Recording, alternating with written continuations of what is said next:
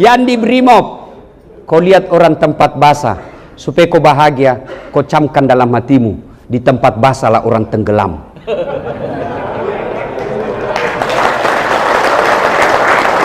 Tidak ada orang tenggelam Pak di tempat kering. Masya Allah. Bapak tahu enggak?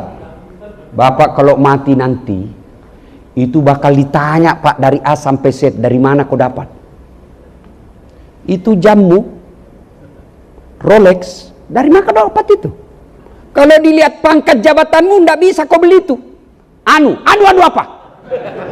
Dia mau lari ditarik sama mereka, pak! Ditinju matanya Pak, keluar biji matanya satu. Dia mau lari ditarik lagi, itu istrimu pakai behel dari mana itu? Kugas memang kok. Itu behel 25.000 sampai 50 juta, gajimu aja enggak seperti itu. Dari mana itu? Anu apa? Enggak jelas, ditinju lagi Pak. Dah! Masuk juga surga Pak, karena dia sholat. Tapi sudah babak belur. Bengkok lah semua mukanya nih Pak. Hancur-hancur lah dia jalan setengah mati.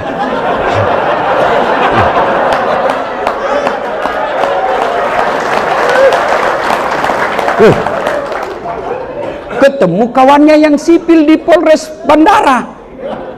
Sipil dia di bandara, ketemu Polres Bandara. Komandan, kenapa mukamu itu hancur-hancur? Jangan banyak bertanya di situ. Dari mana komandan? Kok baru muncul? Kami ini sudah 5 tahun di sini. Saya terlambat. Kenapa bisa terlambat? Bukannya ada 4 mobilmu itu hari, komandan? Dia bilang, iyo, gara-gara itulah 4 mobil, banyak sekali pertanyaan. Hati-hati kok. Bos, kalau ini Bapak pegang, insya Allah Bapak tidak akan menghalalkan segala cara. Pak, jadilah manusia manfaat. Ada polisi ibadahnya baik, tapi dia tidak manfaat buat orang lain. Itu bukan orang mulia. Ada lagi orang ibadahnya bagus, tapi kasar mulutnya.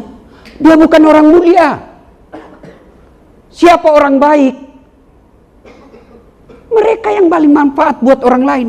Dan manfaat buat orang lain tidak mungkin tercapai kalau akhlakmu buruk. Maka itulah Rasulullah pernah ditanya, ya Muhammad, untuk apa kau dihadirkan ke muka bumi ini? Nabi menjawab, liutammimal makarimal akhlak, memperbaiki akhlak manusia. Maka kalau Bapak mau jadi polisi presisi, muliakan akhlakmu. Tutur katamu baik, senyumanmu manis. Jangan kepada poluan saja. Sama istrinya orang sopan betul bicara. Iya Bu, gimana kabar? Gimana di rumah? Sekali istrinya, apa? Lihat-lihat terus. Teladan Pak. Bapak jadi komandan, apakah itu cuma 15 anak buahmu di ruangan? Kau jadi teladan. Dan kalau kau jadi teladan, begitu kau pensiun, anak buahmu masih kenang kebaikanmu. Begitu kau sudah pensiun, anak-anakmu diurus oleh anak buahmu dulu. Kenapa? Karena dia merasa, oh ini bapak dulu baik, banyak gunanya buat saya. Tapi kalau kau jahat, kasar, dia baik di depanmu, tapi selalu doakan mudah-mudahan mutasi, mudah-mudahan mutasi. Pembawa bencana aja di sini dia. Betul toh? Betul toh? Betul. Maka jadi manfaat. Jadi manfaat. Gimana jadi manfaat? Jangan kasar ngomongmu. Katanya mau meneladani Nabi. Anda tahu enggak? Nabi sepanjang hidupnya enggak pernah bicara kasar. Jadi kalau ada orang dia bilang ulama dirinya, dia bilang penceramah, dia bilang dai, lalu kasar mulutnya, dari mana dapat teladang? Bayangkan kalau bapak polisi bicara sama rakyat, enggak ada sekolahnya, orang miskin pula, lalu bapak hadir menutur kata yang sopan, maka itu langsung memperbaiki citra polisi terhadap satu orang. Begitu ada orang jelek-jelekan polisi, dia hadir, Anda begitu, polisi yang saya kenal ini begini. Maka benar tak kata tadi Pak Bambang yang jemput saya. disampaikan ke anak buah, dimanapun kau berada, mau dinas atau tidak, jadikan dirimu sebagai wakil keadilan negara yang ada di situ.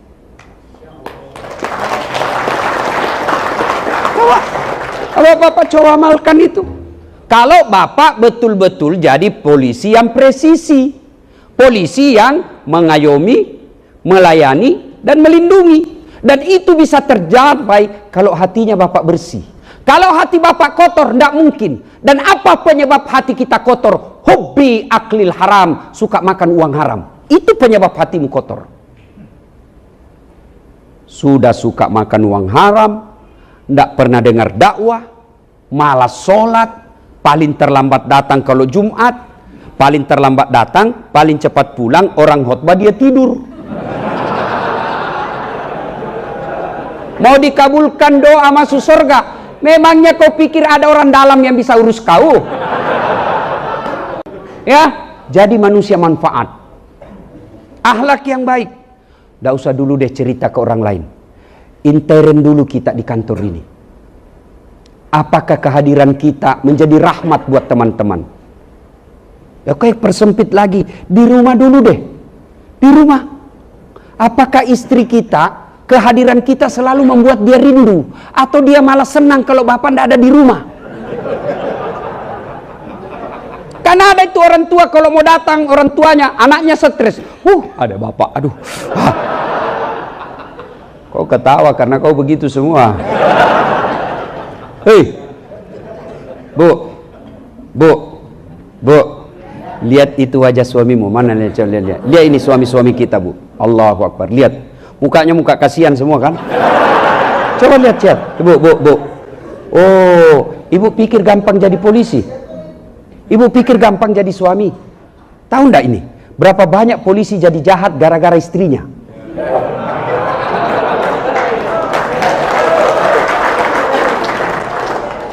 Dia kompori suaminya.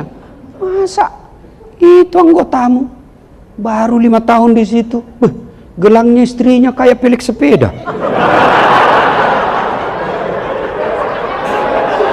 Kamu ini sudah 7 tahun, kau kasat lagi di situ. Ini cincin saya masih cincin nikah, itu pun dulu saya kasih kau duit untuk beli nikah saya. Ini tukang kompor namanya. Dan Bu, suami itu kadang-kala menjadi jahat karena berlebihan cintanya kepada istrinya. Sehingga apa? Takut sama istrinya. Karena takut sama istrinya, maka apapun dia mau lakukan, yang penting istrinya tidak marah.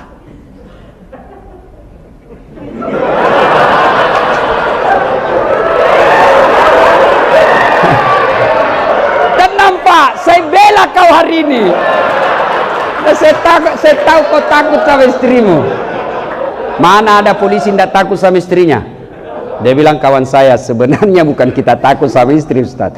Cuma ini istri sedikit-sedikit melapor sama istrinya komandan.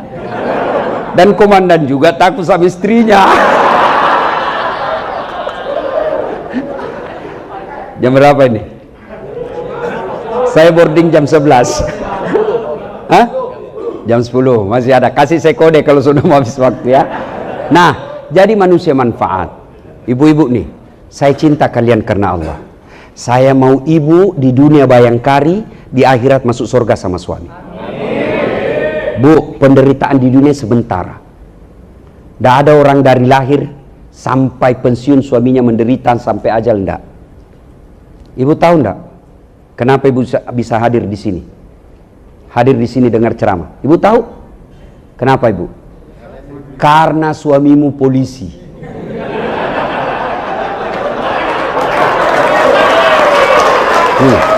Maka bersyukur. Dengan cara apa? Jaga suamimu. Bagaimana jaga suamimu? Bukan periksa HP-nya. Kau periksa HP-nya, reserse itu suamimu. Dia lebih tahu dan lebih cerdas dari kamu. Kau periksa HP-nya, dia kasih kau, ternyata ada 4 HP-nya di jok mobilnya. Tidak percaya? Tanya, kenapa kau tahu, Ustaz? Saya begitu. Iya. Jadi jaga suamimu itu bukan setiap saat kau telepon video call. Di mana kau, Pak? Di kantor. Bohong. Di kantor, coba video call.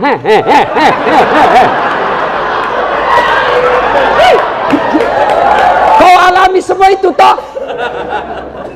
Maka bukan begitu cara menjaga suami. Cara menjaga suami satu, hadir kau di hatinya. Tidak mungkin kau bisa hadir di hatinya suamimu kalau kau kasar. Maka bisa jadi fisiknya kau kuasai, hatinya perempuan lain. Hancur kau. Maka yang baik bagaimana supaya hadir hatinya? Akhlakmu harus bagus. Bagaimana akhlak yang bagus? Tutur katamu lembut. Datang mertuamu, tunjukkan kepada suamimu kau sopan ngomong kepada mertuamu.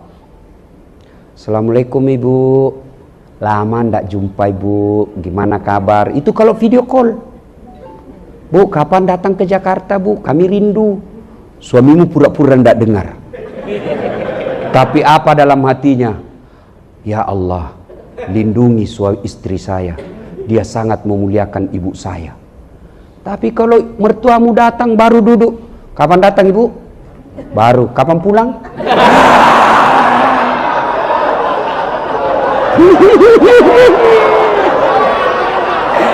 Malah yang lebih parah, dia cemburu sama mertuanya. Apa? Mamamu terus.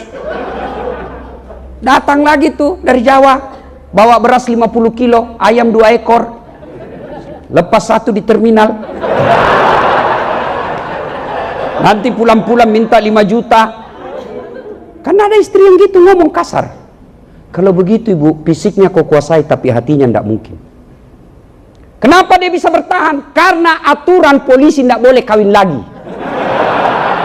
Andai saja dibolehkan, sudah lama kau ditinggal. Iya enggak? Iya enggak Pak? Makanya mengawasi suami, menjaga suami, bukan dengan mengawasi HP-nya, bukan mengintimidasinya, tapi hadirlah di hatinya. Hadir di hatinya. Gimana hadir di hatinya? Lembut tutur kata. Datang suami kita sambut, buka. Kalau ibu sudah tahu nih, jam 5 datang suamimu, maka 4:30 mestinya kau sudah dandan menghormati suamimu. Dan dandananmu itu malaikat berdoa. Ini kata Nabi, bukan das atlatif. Dandananmu itu Nabi malaikat berdoa. Ya Allah, rahmati wanita ini karena dia dandan untuk menyenangkan hati suaminya. Ada istrimu dandan kalau kau mau pulang?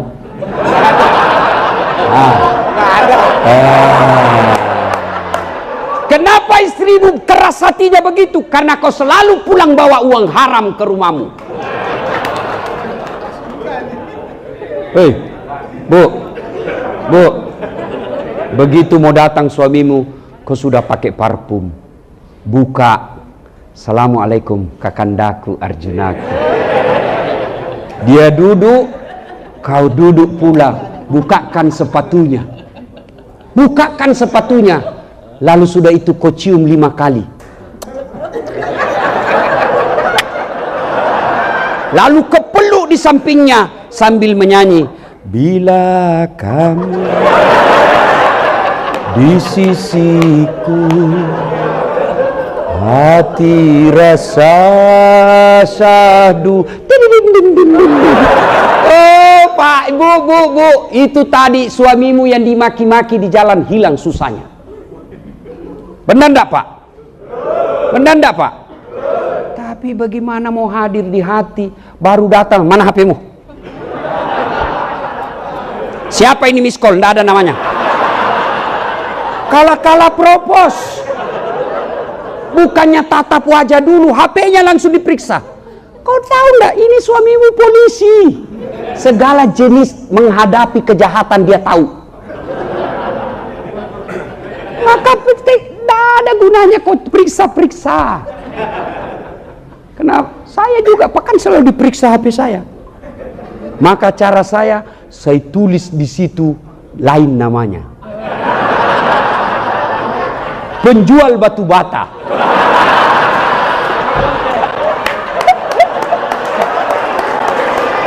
Begitu saya lagi santai-santai, tiba-tiba Mama Jece berteriak, Ustadz, ada telepon. Siapa sayang?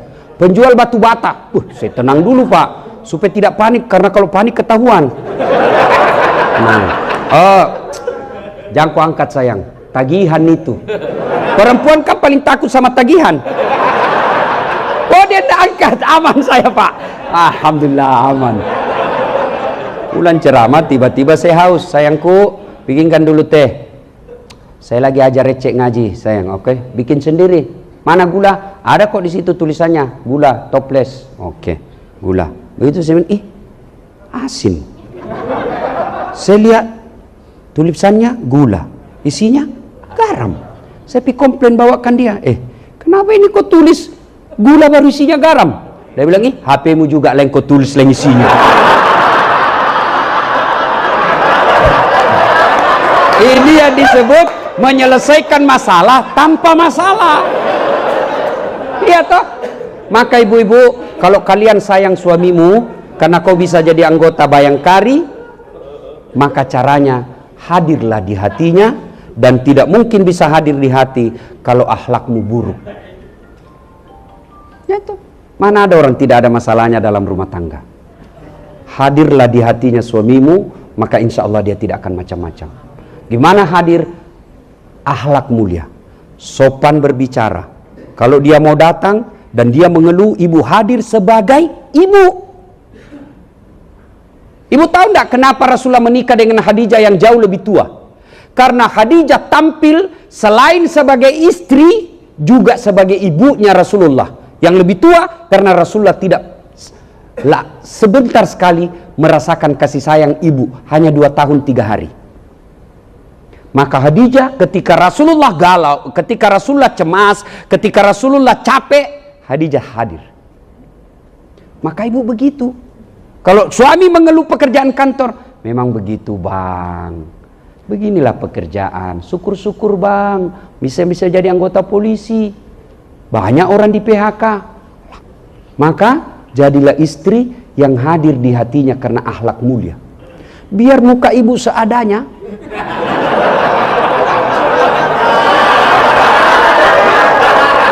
penampilan pas-pasan, tapi kalau akhlak baik, tidak akan tergoda suamimu. Kenapa? Dia akan berkata, ada bidadari di rumahku. Tapi kalau sudah muka hancur, akhlak kesurupan, otak beleng-beleng. Bapak mau punya istri yang baik? Bapak mau?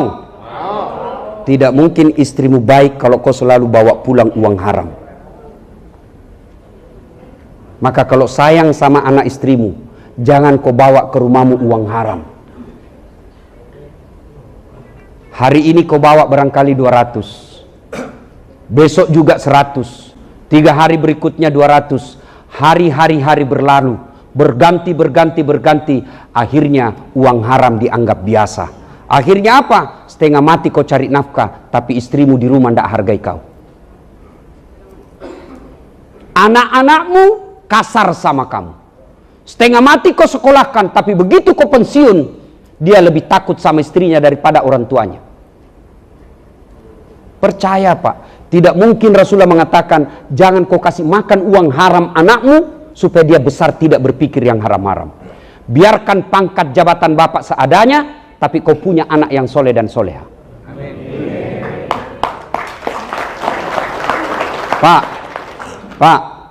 Pak, bisa ndak anakmu jadi jenderal kalau tidak pernah akpol? Kan? Bisa ndak anakmu jadi polisi ndak pernah daftar sekolah polisi? Ndak mungkin. Bisa ndak anakmu jadi dokter ndak pernah kuliah di fakultas kedokteran? Ndak mungkin. Bisa ndak anakmu jadi anggota DPR ndak pernah nyalek? Ndak mungkin. Tapi bisa ndak anakmu soleh dan soleha meskipun ndak ada sekolahnya? Bisa. Dan ketika bapak tugas ke Papua dan bapak tidak senang, masih ada alternatif.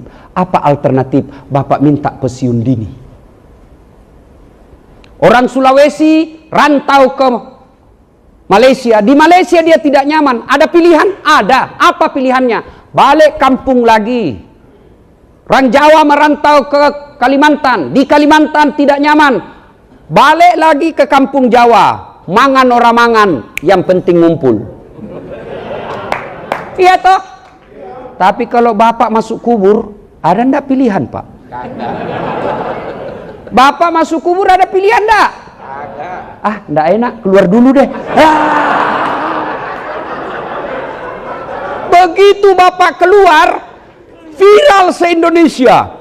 Kompol ini jadi tuyul. Dan ketika bapak sudah masuk di kubur, siapa yang doakan bapak ibu? Kawanmu. Wah, lihat aja di grup WhatsApp. Lihat di grup WhatsApp. Orang meninggal aja, ngetik aja pak. Nggak mau tuh, malas. Paling stiker. Oh, ketawa karena kau begitu semua toh? Nah, ibu-ibu nih. Saya serius, saya cinta kalian karena Allah. Kalau ibu wafat, siapa yang doakan ibu? Hah? Suami. Wah. Kawin lagi. Begitu ibu wafat, di depan teman pura-pura duka cita. Masuk kamar, merdeka. Siapa yang doakan ibu? Anak. Maka ibu, setiap suamimu udah pulang bawa harta, bawa duit, pertanyaan kalau ibu sayang kepada suami, Pak, halal tidak? Tak usah pakai tas mahal-mahal. Semakin tinggi pangkat jabatan suami, ibu semakin mempertontonkan gaya hidup yang seadanya, itu menjadi biang pembicaraan kebaikan. Oh istrinya kamu, sederhana ya. Baju-bajunya hanya dari Tanah Abang. Tasnya KW3. Orang akan menjadi contoh. Kalau ibu pakai mahal-mahal, begitu orang tapi dalam hati, pemerasan. Iya toh? Kan orang semua tahulah. Maka hidup saatnya berbuat baik. Ya? Menghalalkan segala cara, semua pasti kita tinggal, maka pak, sayangi anak istrimu, jangan jadikan kebiasaan bawa uang haram. Ya pak ya, pak, jelas ya, ya. Berikutnya, jadilah manusia manfaat dengan cara apa? Sedekah, pak. Saya doakan bapak-bapak semua nanti ini jadi komandan. Dan kalau bapak punya rezeki, Allah kasih kau rezeki, ada teman yang bawakan kamu sedekah, tidak jelas antara halal dan haram, namanya subhat. Ada tiba-tiba ngasih duit 30 juta. Tidak mungkin dikasih kau kalau kau bukan polisi. Berarti ini samar-samar namanya. Ada udang, ada batu di balik udang. Kalau udang di balik batu masih sembunyi-sembunyi pak. Ini udang di balik batu, di balik udang, nampak jelas dia punya niat. Maka bapak begitu terima, karena hasil kerja misalnya dibantu dan apa, telepon keluar dari kampung, bang, carikan saya tanah ya, harga sekian. Untuk apa? Saya mau bikin masjid untuk ibu. Kalau ini bapak lakukan, satu dunia mau jatuhkan kamu di kepolisian, tidak mungkin bisa jatuh kalau Allah lindungi kalian. Caranya jangan cari muka sama manusia. Caranya sedekah. Karena sedekah tolak bala. Maka sedekahlah pak. Saya tidak punya duit Ustaz. Sedekahlah dengan pekerjaan. Tidak mesti sedekah dengan duit. Sedekah dengan cara apa? Kehadiran di masyarakat kita menjadi manusia manfaat. Manusia manfaat insya Allah. Nah, sedekah. Kalau tidak mampu sedekah, paling tidak jangan ngambil barangnya orang. Saya tidak mampu sedekah Ustaz, duit saya tidak ada. Paling tidak jangan ngambil barangnya orang, haknya orang. Itu kalau bapak tidak bisa kasih sedekah, jangan ngambil haknya orang. Kalau bapak ngambil haknya orang, sudah tidak sedekah, maka yang diambil itu nanti pak, disuruh pikul. Ketika tiba saatnya proses pengadilan, semua barang-barang yang pernah bapak ambil disuruh pikul. Lewatlah teman kita, tas hilang meja di Polres. Ternyata bapak yang bawa pulang. Maka yang pernah ngambil barang-barang kantor kasih kembali besok. Printer kah itu barang bukti. Saya juga biasa hilang, Pak. Kok bisa hilang barang bukti di kantor polisi? Nah, ini kantor polisi. Tidak mungkin ada orang lain masuk ambil barang bukti dalam kantor polisi, Pak. Tidak mungkin. Lalu kenapa bisa hilang? Kalian lebih tahu dari saya. Ya? Iya, Pak ya? Dan kalau barang bukti narkoba ditangkap 10, hilang 9, 1 dibawa ke pengadilan, 9 itu yang akan kejar kalian sampai ke akhirat. Kau bisa dapat di dunia untung, tapi untungmu pasti sementara. Pasti sementara. Pasti sementara, Pak. Tapi tanggung jawabnya di akhirat selama-lamanya. Maka mudah-mudahan kehadiran kita di tempat ini setidaknya menjadi cas. Mudah-mudahan ada perbaikan kita bawa pulang.